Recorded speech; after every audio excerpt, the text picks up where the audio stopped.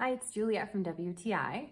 If you are anything like me and you struggle to understand boundaries, or if you don't know what boundaries are, or if you think that having boundaries is a mean thing to do, then you need to read this book.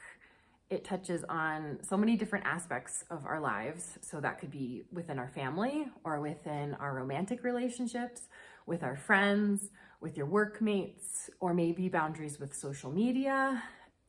I think people would struggle to find an area that does not apply to them from this book. So the language it uses is super easy to understand. It is very clear. So if you're looking to communicate better and to ask for what you need, which can be difficult, definitely get this book. It is super helpful, and I have nothing but amazing things to say about it. It has helped me, and that is my point of view.